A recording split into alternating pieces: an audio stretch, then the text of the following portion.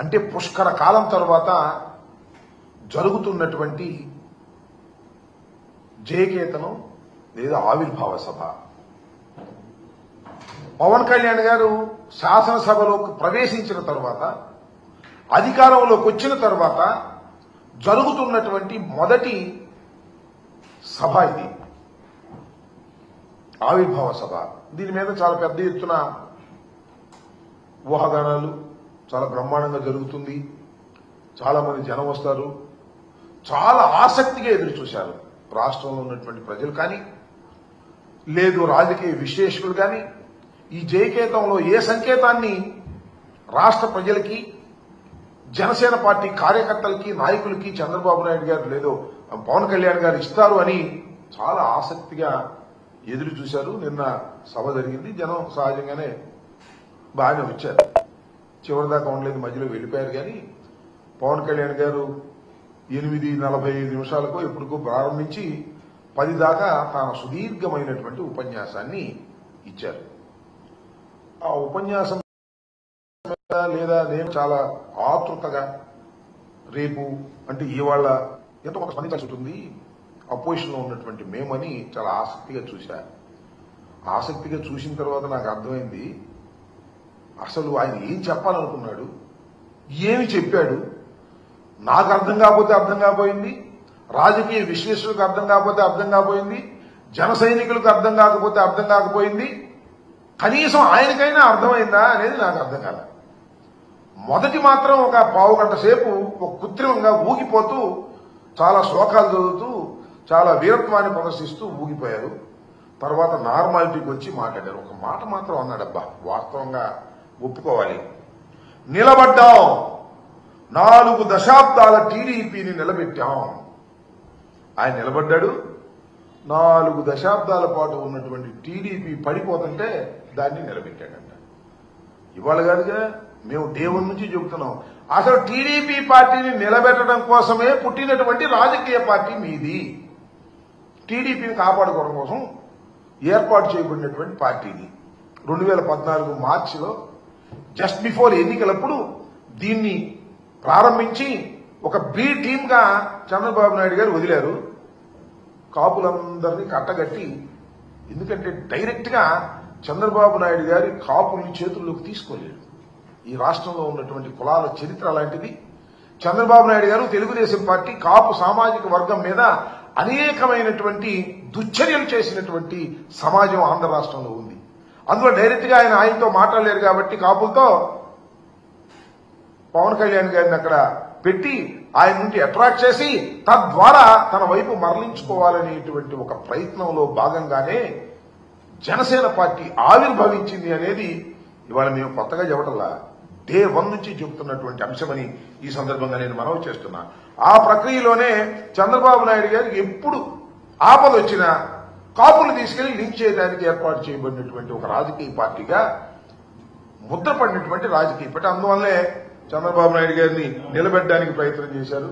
చంద్రబాబు నాయుడు గారే మొత్తం జనసేనకి, తెలుగుదేశం పార్టీకి మేనేజ్ చేసేది ఎవరయ్యా అంటే నారా చంద్రబాబు నాయుడు గారు, ముఖ్యమంత్రి గారు దీన్నంతా కూడా టోటల్ గా మెయింటైన్ చేసేటటువంటి పరిస్థితిలో ఇవాళ ఉన్నారు.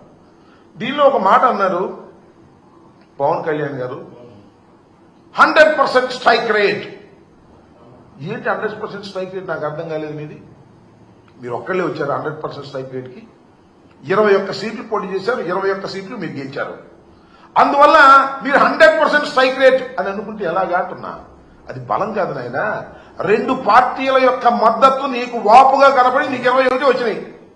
అది రాష్ట్ర ప్రజల దురదృష్టం వల్ల వచ్చిందని నేను మనవి చేస్తున్నా.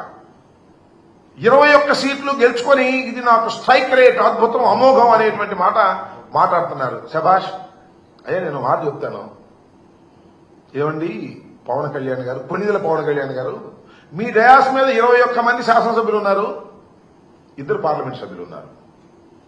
అసలు మీ వాళ్ళు ఎవరు చెప్పండి నాకు. మీ పార్టీలో వచ్చిన వాడు ఎవరు? చంద్రబాబు నాయుడు గారి దగ్గర టికెట్ లేకపోతే పంపిస్తే వాళ్ళకి టికెట్ ఇచ్చావు. మేము రిజెక్ట్ చేసిన బ్యాచ్ కొంతమంది టికెట్ ఇచ్చావు. నీ సొంత మనుషులు, నీ పార్టీ మనుషులు ఎవరున్నారు? ఎవరు లేరు. గాలి కొట్టుకొచ్చిన వాళ్ళని కొంతమందిని పెట్టుకున్నావు. నీ అదృష్టం బాగుంది, గాలి కొట్టింది, గెలిచావు. ఇది జరిగినటువంటి అంశం. 100% స్ట్రైక్ రేట్ అనేటువంటి మాట మాట్లాడుతున్నావు. అసలు నీకున్నటువంటి 22 శాసనసభ్యుల్లోనూ 21 శాసనసభ్యుల్లోనూ 2 పార్లమెంటు సభ్యుల్లోనూ 100% నీ వాళ్ళు కాదయ్యా, చంద్రబాబు నాయుడు గారి మనుషులు లేదా మేము రిజెక్ట్ చేసినటువంటి మనుషులు అనే విషయాన్ని దయచేసి గుర్తు పెట్టుకోమని ఈ సందర్భంగా నేను చెప్తున్నా. సరే, నీకు 100% స్ట్రైక్ రేట్ తో నువ్వు గెలిచావు. నువ్వు ఇచ్చిన హామీలేంటి? చంద్రబాబు నాయుడు గారు కూటమి ప్రభుత్వం కలిసి ఇచ్చినటువంటి హామీలు ఏమయ్యాయి అని అడుగుతా ఉన్నా. సూపర్ 6 ఏమైంది? సూపర్ 7 ఏమైంది? 143 హామీలు ఇచ్చి ప్రజల్లోకి వెళ్లారు. అక్కడ కాదు 100% స్ట్రైక్ రేటు నీకు ప్రజలు ఇచ్చారనుకుంటున్నావే, ఇక్కడ చేయమంటున్నా. 100% గా నువ్వు ఈ హామీలను నెరవేర్చేటటువంటి దాఖలాలు ఎక్కడ కనబడటం లేదే. నేను నువ్వేదో చెప్తావంటే ఏదేదో చెప్పుకొచ్చాడండి. ఆయనకి ఉబ్బసం ఉందంట, ఆయన ఆరోగ్యం జరగొట్టుకున్నాడంట రాజకీయాల్లోకి వచ్చి ఏం ఆరోగ్యం జరగొట్టుకున్నాడు నాకు అర్థం కాల. ఎట్లా జరుగుతుంటే రాజకీయాలు ఆయన బ్రహ్మాండంగా ఉంటే ఆయన రాజకీయ పార్టీని మెయింటైన్ చేశారు. ఒక సినిమా సమాజంలో ఉన్నాడు, ఒక మంచి సమాజంలో బ్రతుకుతున్నాడు, ధనం కూడా విపరీతంగా ఉన్నది. ఆయనకి ఆరోగ్యం జరగొట్టుకున్నాడ నాకు అర్థం కదా. అంటే తుపాకీ పట్టుకుని ఏమన్నా అడవికి వెళ్ళాడా? ఏమన్నా పోరాటాలు చేశాడా?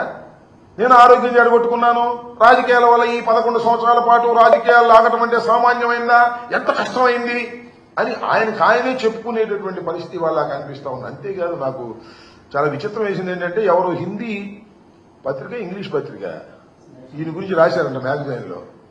లెఫ్ట్ ప్రారంభమయ్యాడు, రైట్కి వెళ్ళాడు, మళ్ళీ సెంటర్కి వచ్చాడు. ఏంది ఇదేమిటి అంటే అక్కడే తిరుగుతున్నాడు. నేనంతా పిఠాపురంలో సభ పెట్టి దగ్గరే తిరుగుతా ఉన్నాడు. నన్ను ఇట్లా అన్నారు, నేను అసలు లెఫ్ట్ నుంచి రైట్కి ఎందుకు వచ్చాను, రైట్ నుంచి సెంటర్కి ఎందుకు వచ్చాను, చెగువీరా అని ఫోటోలు వేసుకున్న మాట నిజమేను.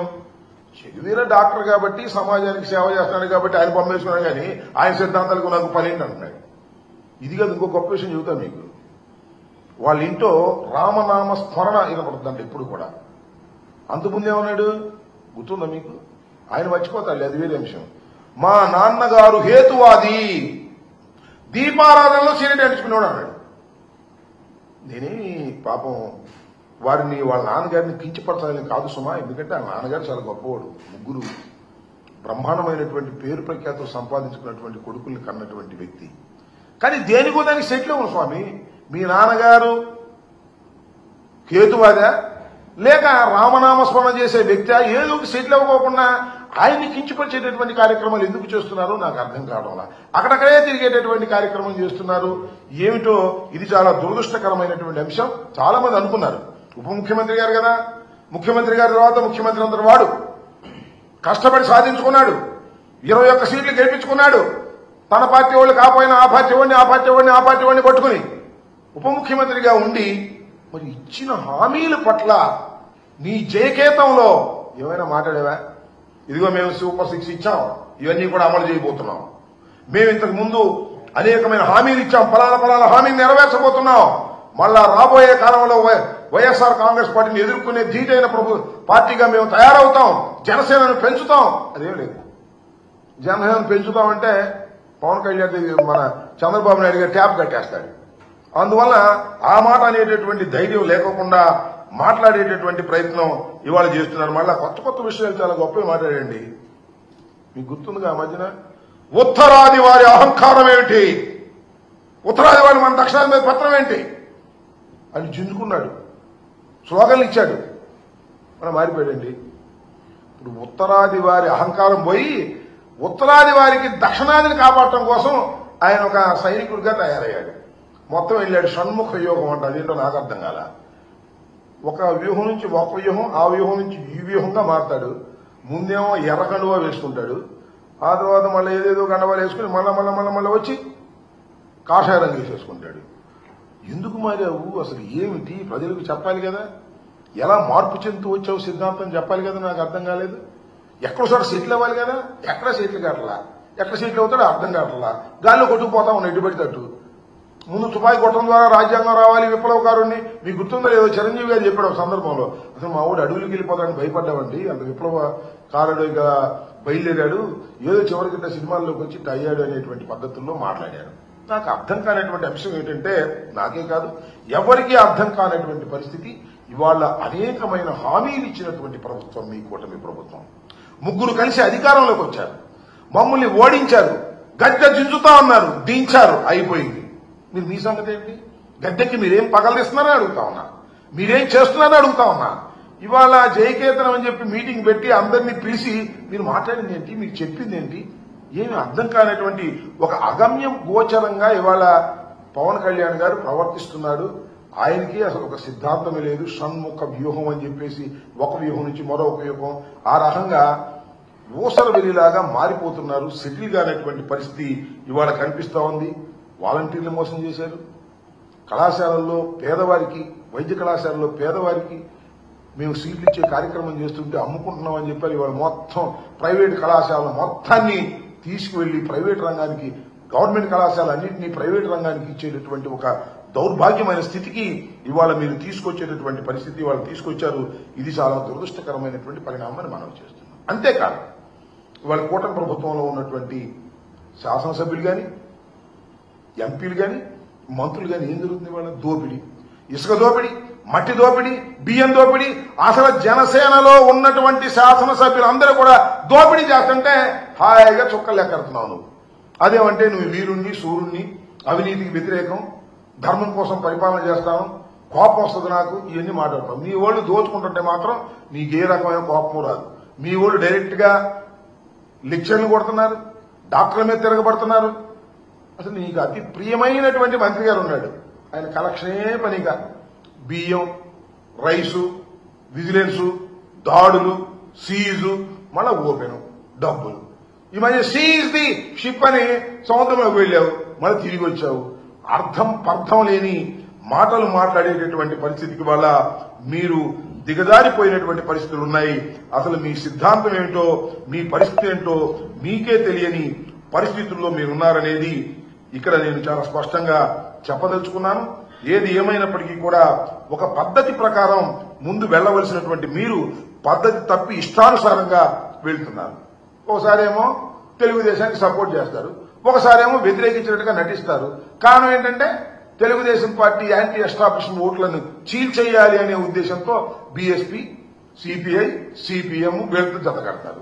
మనది అయిపోయిన తర్వాత మళ్ళా మన తెలుగుదేశం పార్టీతోనూ బీజేపీతోనూ జత కట్టేటటువంటి పరిస్థితులు, అవకాశవాద రాజకీయాలు మీరు చేస్తూ ఉత్తరాది అహంకారాన్ని ఎదుర్కొంటామని చెబుతూ దక్షిణాదికి ప్రతినిధిగా బయలుదేరి, నాకు తెలియగలుగుతానండి, మన పిఠాపురం కర్ణాటక నుంచి వచ్చారంట, తమిళనాడు నుంచి వచ్చారంట, మహారాష్ట్ర నుంచి వచ్చారంట, తెలంగాణ నుంచి వచ్చారంట. 4 భాషల్లో మాట్లాడేశాడు. 4 భాషల్లో మాట్లాడేసి నేను ఉత్తరాదికి వ్యతిరేకంగా, ఉత్తరాదికి అనుకూలంగా దక్షిణాది నాయకుడిని అని ఆయనే ప్రకటించుకునేటువంటి పరిస్థితిలో ఉన్నాడు. ఇది చాలా దురదృష్టకరమైనటువంటి పరిణామంతో పాటు మీకు గుర్తుందో లేదో, కుటుంబ రాజకీయాలేంటి, వారసత్వ రాజకీయాలేంటి, ప్రజల నుంచి పుట్టాలి నాయకులు అన్నాడు. నాకు అర్థం కాల, ఎవరి నుంచి ఒకటి పుట్టారని ఎవరు? అదేమంటే ప్రాణత్యాగం చేయడానికి నేను సిద్ధం అన్నాడు. ప్రాణత్యాగం చేయడానికి సిద్ధం అంటాడు, ఎమ్మెల్సీ సీటు ఖాళీ అయితే మాత్రం అన్నగించుకుంటాడు. ఏంది ఇలాంటి అవకాశవాద రాజకీయాలు చేస్తున్నటువంటి వ్యక్తి ఇవాళ పవన్ కళ్యాణ్ గారు. పిఠాపురం సాక్షిగా ఇవన్నీ నిరూపణ అయినాయి అని కూడా ఈ సందర్భంగా నేను చెప్పదలుచుకున్నాను. ఇకపోతే ఇక వేదిక మీదండి చాలా మంది మాట్లాడారు. ముఖ్యంగా మా పార్టీ నుంచి వెళ్ళిన వాళ్ళు ఉన్నారు కొంతమంది. మా పార్టీలో ఉండి మా పార్టీ నుంచి బయటికి వెళ్లిన వాళ్ళు ఇక దీన్ని ఇష్టం వచ్చినట్టుగా ఉపయోగించుకునే కార్యక్రమం చేశారు. బాలినేని శ్రీనివాసరెడ్డి గారు, వాట్ ఈజ్ హిస్టరీ నాకు బాగా తెలుసు. నేను శాసనసభ్యుడు అయినప్పుడు ఆయన శాసనసభ్యుడు కాదు. సుబ్బారెడ్డి గారికి బంధువు. అందువల్ల వైఎస్ఆర్ కాంగ్రెస్ పార్టీలోనూ ప్రిఫరెన్స్ ఇస్తే రాజకీయాల్లోకి వచ్చి ఎదిగి పెద్దవాడై మొత్తం రాజకీయాలని చేసి ఇవాళ అలిగి వెళ్లి ఆయన దగ్గర చేరాడు. చేరపో, మాకేం అభ్యంతరం లేదు. రాజకీయం అధికారం కోసం పార్టీలు మారేవాళ్ళు 300 మంది చూసాం, దాంతో నువ్వు ఒకటివి. వాడు అంటాడైనా నా ఆస్తులన్నీ కూడా నాశనం చేసుకున్నాను, బోలెడు డబ్బులు తగలేసుకున్నాను, నా దగ్గర నుంచి జగన్మోహన్ రెడ్డి గారు దోపిడీ చేసి ఆస్తులు లాక్కున్నాడు అనేటువంటి మాట మాట్లాడుతున్నారు. సిగ్గేలా లేదన్నా. ఎక్కడ పోగొట్టుకున్నావు నీ ఆస్తులు? ఎక్కడ పోగొట్టుకున్నావు అక్కడ ఎదుర్కో, ఇక్కడ కాదు. ఎక్కడో పోగొట్టుకుంటావు నువ్వు, అక్కడ ఎదుర్కోవాలి. చాలా మంది చెప్తా ఉన్నారు ఎక్కడెక్కడ పోగొట్టుకున్నావో. అక్కడికి ఎదుర్కోవాల్సింది పోయి ఇవాళ పిఠాపురం సాక్షిగా నేను అన్ని నిజాలు చెప్తాను అని జగన్మోహన్ రెడ్డి గారి మీద అవాకులు చవాకులు పేలుతున్నారే, గుర్తుపెట్టుకోండి. దానివల్ల మీకేదో పెరుగుతుంది అనుకోకండి, దానివల్ల మీ క్యారెక్టర్ డౌన్ అవుతుంది. మీరే కాదు, సాయిరెడ్డి గారితో కూడా చెప్తున్నా. సాయిరెడ్డి గారు, శ్రీనివాసరెడ్డి గారు, మీ ఇద్దరికీ అన్యాయం జరిగింది వైఎస్ఆర్ కాంగ్రెస్ పార్టీలో అంటే ఇంకేం చెప్పాలి, నేను అర్థం కాల. మీరేగా మొత్తం అంతా ఏలింది. జగన్మోహన్ రెడ్డి గారు ఆ చెవిలోను ఈ చెవిలోను చేరినటువంటి వ్యక్తులు మీరు ఇవాళ మీకు అన్యాయం జరిగిపోయిందనేటువంటి మాటలు మీరు మాట్లాడుతున్నారు జనసేన వేదిక మీద. వారికి ఎట్టాకు సిగ్గు లేదు, మీకు సిగ్గు లేదు, సిగ్గు లేకుండా మాట్లాడుతున్నారు. అయ్యా పవన్ కళ్యాణ్ గారు, ఇలాంటి వారిని నమ్మి నువ్వు రాజకీయాలు చేస్తే శ్రీమద్ రమారమణ గోవింద్ అనే విషయాన్ని కూడా గుర్తుపెట్టుకోమని మనవి చేస్తున్నాను. దాంతోపాటు ఇంకొక ఆయన ఉన్నాయండి, మా దగ్గరే ఉన్నాడు మొన్నటి దాకా. నేను టికెట్ ఇవ్వకూడదంటే అక్కడికి వెళ్ళాడు. ఆయన మాట్లాడుతున్నాడు, జగన్మోహన్ రెడ్డి గారి గురించి మాట్లాడుతున్నాడు. రాజశేఖర రెడ్డి గారి దయా దాక్షిణ్యాల వల్ల పార్లమెంటు సభ్యుడైనటువంటి వ్యక్తి, జగన్మోహన్ రెడ్డి గారి దయా దాక్షిణ్యాల వల్ల పార్లమెంటు సభ్యుడైనటువంటి వ్యక్తి ఆయన మాట్లాడతాడు. పులివెందులకు ఎక్కువ, కడపకు తక్కువ అండి జగన్మోహన్ రెడ్డి గారు. ఆయన బొమ్మ పెట్టుకుని గెలిచినటువంటి నువ్వు ఇవాళ దరువు కొట్టే కార్యక్రమం చేస్తా ఉన్నావు. గుర్తుపెట్టుకో, నీ జీవితం మొత్తం అందరికీ తెలుసు. ఏదో వేదిక దొరికింది కదా అని రెచ్చిపోవద్దు, పిచ్చి పిచ్చిగా మాట్లాడొద్దని కూడా మనం చేస్తున్నాం. ఇప్పుడు ఇలాగే ఉండదు సార్, 4 సంవత్సరాలే, 4 సంవత్సరాల పరిస్థితులు మారతాయనే విషయాన్ని కూడా గుర్తుపెట్టుకోండి. ఇష్టం వచ్చినట్టు మాట్లాడి ఇక్కడేమో దరువు కొట్టడం, అక్కడికి వెళ్ళి ఎర్ర కన్నవా వేసుకొని ఇష్టం వచ్చినట్టు పవన్ కళ్యాణ్ గారి దగ్గర మాట్లాడేటటువంటి దుర్మార్గమైన రాజకీయాలు దయచేసి చేయొద్దు. అలా చేశారా మీకు భవిష్యత్తులో నూకలు మిగలవని కూడా ఈ సందర్భంగా నేను చెప్పదలుచుకున్నాను. ఈ పోతే ఇంకొక ఆయన ఉన్నాడు, కొత్తగా అయ్యాడు ఎమ్మెల్సీగా, నాగబాబు గారు. ఆయన జగన్మోహన్ రెడ్డి గారి గురించి మాట్లాడుతున్నాడు. జగన్మోహన్ రెడ్డి గారు కామెడియన్ అంట. మరి ఈయనేంటో నాకు అర్థం కాల. అయ్యా, నువ్వు, మీ అన్న, మీ తమ్ముడు ముగ్గురు రాజకీయాల్లోకి వచ్చారు. మీ అన్న అట్ట చేసి కాంగ్రెస్ చేరి కేంద్ర మంత్రి అయ్యాడు. నువ్వేమో మీ అన్న, మీ తమ్ముడు పవన్ కళ్యాణ్ గారు 16 సంవత్సరాలైంది శాసనసభకు రావడానికి టైం పెట్టింది. అది కూడా ఏంటి, చంద్రబాబు నాయుడు గారు సంకెక్కితే అయ్యారు మీరు. ఆ తర్వాత మీకు ఒక ఎమ్మెల్సీ వచ్చింది. ఓకే, బాగానే ఉంది. జగన్మోహన్ రెడ్డి గారితో పోలుస్తారంటే, జగన్మోహన్ రెడ్డి గారు వీరోచితంగా పోరాడినటువంటి వ్యక్తి, జగన్మోహన్ రెడ్డి గారు ఢిల్లీ కోటని పగలగొట్టినటువంటి వ్యక్తి, పార్టీ పెట్టిన 10 సంవత్సరాలకే శాసనసభ్యుడిగా కాదు ముఖ్యమంత్రిగా అయి ఈ రాష్ట్రాన్ని 5 సంవత్సరాలు పరిపాలించినటువంటి వ్యక్తి. ఆయన తండ్రికి గాని ఆయనకు గాని భగవంతుడి దయ వల్ల, ప్రజల ఆశీస్సుల వల్ల ఓటమి ఎరుగని ధీరులని మనం చేస్తున్నాం. వాళ్ళతో పోల్చుకుంటారండి మీరు, నాకు అర్థం కాల. మీరేదో ఇంకో మాట అన్నాడండి ఎవరు ఒక ఆయన, జగన్మోహన్ రెడ్డి గారంట రాజశేఖర రెడ్డి గారు కొడుకు కాకపోతే ఏమయ్యేవాడు, ముఖ్యమంత్రి అయ్యేవాడు అంటున్నాడు. నాకు తెలియగలుగుతానండి, చిరంజీవి గారు తమ్ముడు కాబట్టి మీరేంటి మీ పరిస్థితి. చిరంజీవి గారు మంచి సూపర్ హీరో అయ్యి, అది కూడా అల్లు రామలింగయ్య గారితో విజయం పొందిన తరువాత మంచి నటుడుగా పేరు ప్రఖ్యాతులు చెంచుకున్నాడు. ఆ తర్వాత మీరిద్దరు కూడా ఆయన పేరు పట్టుకుని ముందుకెళ్లారు. మీరు ఇలాంటి మాట్లాడతారని నాకు అర్థం కాలేదు. రాజశేఖర రెడ్డి గారు గాని, జగన్మోహన్ రెడ్డి గారు గాని అత్యంత ప్రజాదరణ కలిగినటువంటి నాయకులు. అత్యంత ప్రజాదరణ ఎలా వచ్చింది? ప్రజలకు సేవ చేయడం ద్వారా వచ్చింది తప్ప సినిమాలో నటించడం ద్వారా వచ్చినటువంటిది కాదు అనేది కాస్త అన్నదమ్ములు ఇద్దరు తెలుసుకుంటే మంచిదని మనం చేస్తున్నా. ఇవాళ నాగబాబు గారు రెచ్చిపోయి మాట్లాడుతూ ఉన్నాడు. పాపం ఆయన కూడా ఏదో అన్నాడు, వీళ్ళకి టికెట్ ఇచ్చి వెళ్ళిపోయిన ఆయన కూడా ఏదో అన్నాడు తెలుగుదేశం ఆయన్ని. ఇలా పిచ్చి పిచ్చిగా మాట్లాడటం వల్ల ఏమీ ఉపయోగం లేదు. మీరు అడ్డదారిన రాజకీయాల్లోకి వచ్చిన వారు, ఎవరి సంఖ్య ఎక్కి రాజకీయాలు చేస్తున్న వాళ్ళు, మీకంటూ ఒక ప్రత్యేకమైనటువంటి సిద్ధాంతాలు లేనటువంటి వ్యక్తులు మీరు ఇవాళ మాట్లాడుతున్నారు. వస్తారు జనం, అధికారం ఉంది, డబ్బు ఖర్చు పెట్టారు, సినిమా గ్లామర్ ఉంది, వస్తారు జనం, అధికారం ఉంది కదని. ఈ వచ్చిన వాళ్ళందరూ గొప్ప వాళ్ళని, లేదా మీకే పెద్ద ప్రజాబలం ఉందని గొప్పలో కాలేయొద్దు. దక్షిణానికి వెళ్తేనంట, మన ఉత్తరాదికి వెళ్తేనంట అందరూ ఫోటోలు దిగుతున్నారంట పవన్ కళ్యాణ్ గారి గురించి. అందువల్ల అక్కడ కూడా నాకు బ్రహ్మాండంగా ఉంది, ఈ షణ్ముఖ వ్యూహంలో నేను ముందుకెళ్లిపోతాను, దక్షిణాది మొత్తం నాదే అనుకుంటాడు. ఎక్కడికి వెళ్ళిన ఫోటోలు దిగుతారు సినిమా యాక్టర్, అందరూ ఎక్కడికి వెళ్తే ఏమంటే ఫోటో అంటే అంటారు. ఇక నీ అభిమానులు అయిపోతారా, నీ రాజకీయాలు ఫాలో అయిపోతారా? గుర్తుపెట్టుకోమని మనం చేస్తున్నా. ఈ విధంగా పవన్ కళ్యాణ్ గారు జనసేన పార్టీ దశ దిశ లేకోకుండా నిన్న నిర్వహించినటువంటి ఈ జయకేతనం జనం బాగా వచ్చారని అంటున్నారు. చివరిలో పవన్ కళ్యాణ్ గారు మాట్లాడేటప్పుడు వెళ్ళిపోయారని కూడా అంటారు. ఇసుగు పుట్టేది ఏమి లేదు, ఇసుగు పుట్టి వెళ్ళిపోయారు. కాబట్టి మీరు ఏదైతే చెప్పాలని ప్రజలకు అనుకున్నారో అది చెప్పలేకపోయారు. కారణం ఏంటంటే మీ దగ్గర సరుకు లేదు. కేవలం చంద్రబాబు నాయుడు గారికి భజన చేసేటటువంటి కార్యక్రమం, చంద్రబాబు నాయుడు గారి భజన బృందంగానే మీరు తయారయ్యేది నిజమైనటువంటిది. దాన్ని ప్రజలు గమనిస్తున్నారు. ఇవాళ కావచ్చు రేపు కావచ్చు గమనిస్తారు. కాపులు కూడా గమనిస్తారు. అయ్యా కాపులందరూ అనుకుంటున్నారు ఎవడో ఒక మా కులంలో ముఖ్యమంత్రి అయితే బాగుంది అనుకుంటున్నారు. అదేదో పవన్ కళ్యాణ్ గారి ద్వారా అవుతుందేమో అనుకుంటున్నారు. పవన్ కళ్యాణ్ గారి ద్వారా అయ్యేటటువంటి శక్తి పవన్ కళ్యాణ్ గారికి లేదు అనే విషయాన్ని మీరు నిదానంగా తెలుసుకుంటారు. సినిమా క్లైమాక్స్ లో తెలిసింది ఆయన పనిచేయడానికి రాలేదు.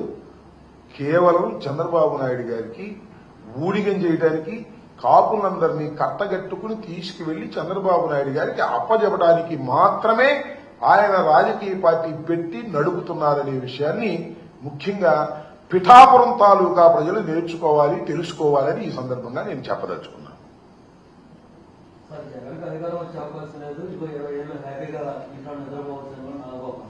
నాగబాబు గారు కళ్ళగంటున్నాడు, అంతకు మించేం లేదు. కళ్ళగంటం ఆయనకు సరదా అనుకుంటాను.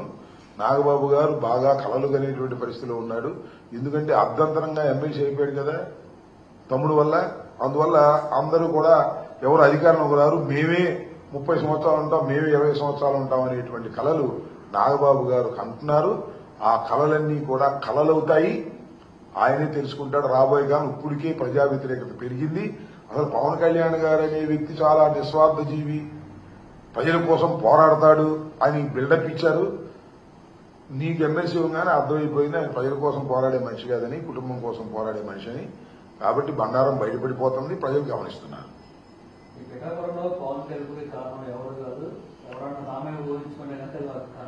అదేనండి చంద్రబాబు టైపే. చంద్రబాబు వెన్నుపోటు కాదు. ఎన్నికలకు ముందు ఒక మాట, ఎన్నికలు అయిపోయిన తర్వాత ఒక మాట, అక్కర తీరిన తర్వాత ఒక మాట, అది రేవు దాటిన తర్వాత తెప్పదగలేయటం. నాకు తెలియకూడదు, నాకేం సంబంధం లేదు. కానీ ఆ వర్మ గారు తెలుగుదేశం అయినాగా ఒకసారి ఇండిపెండెంట్ కూడా గెలిచినట్టున్నాడు. అక్కడ గెలిచాడా? ఎప్పుడో గెలిచాడు ఒకసారి. అయ్యా నాకు తెలియకూడతానండి పవన్ కళ్యాణ్ గారు. ఏమండో నాగబాబు గారు మిమ్మల్ని కూడా అడుగుతున్నా. నేను అప్పుడు చూసా ఎలక్షన్ అప్పుడు బిజీగా, మొన్న కూడా చూసా. పవన్ కళ్యాణ్ గారు ఆయన చేతులు చేసి నన్ను గెలిపించే బాధ్యత నీదే అన్నాడా లేదా? ఇవాళేమో వాడెవడు వీడెవడు మేమే గెలిచాం. ఏందా విర్రవేగటం నాకు అర్థం కాల. అప్పుడేమో ఆయన సీట్లు త్యాగం చేసినందుకు నువ్వే మమ్మల్ని గెలిపించాలని ఎన్నికలకు ముందు నాటకం ఆడారు. ఎన్నికలు అయిపోయింది, వర్మ నీ కర్మ పావాయా ఏందా అనేటువంటి మాటలు మాట్లాడుతున్నారే. ఇదే కదా రేవు దాటిన తర్వాత తెప్ప తగలేటువంటి. కొద్ది గౌరవించడాయా బాబు. వర్మ మీకే చేశాడు కదా, మాకేం చేయలేదుగా. వర్మను కనీసం గౌరవించండి. ఇవ్వకపోతే ఇవ్వపోయారు. మిమ్మల్ని కాదని చంద్రబాబు ఏమి వర్మకు పదవిస్తాడని నేను అనుకోవడంలా. వర్మ ఎడారే, దానిలో ఏమి సందేహం లేదు. కాకపోతే గౌరవంగా ఇవ్వండి. వర్మదేముంది, వాళ్ళదేముంది, వీళ్ళదేముంది అని విర్రవేగక మాకండి. అది పిఠాపురం మీ అడ్డా అనుకుంటున్నారు. పిఠాపురంలో మొదటిసారి గెలిచారు, గుర్తుపెట్టుకోండి. జగన్మోహన్ రెడ్డి గారి లాగాను, రాజశేఖర రెడ్డి గారు కంటిన్యూగా గెలిచినటువంటి నియోజకవర్గం కాదని కూడా మనం చేస్తున్నా. కనీసం చంద్రబాబు లాగా కుప్పంలో గెలవాలా మీరు? వరుసనే ఒకసారి గెలిచారు పిఠాపురంలో. ఇక అది మీ అడ్డా అనుకుని అక్కడ ఎవరినైనా సరే మేము తీసేస్తాం, తోసేస్తాం అనేటువంటి పిచ్చి మాటలు మాట్లాడి గందరగోళంలో పడి మీ కర్మ మీరు అనుభవిస్తారు, వర్మ కాదు. మీ కర్మ అనుభవిస్తారు తర్వాత రాబోయే కాలం. ఆ వర్మకి నాకేం సంబంధం లేదు. ఉన్న సందర్భం కాబట్టి అడిగారు కాబట్టి చెబుతున్నా. ఆయన తెలుగుదేశం, ఆయన మాకేం సంబంధం?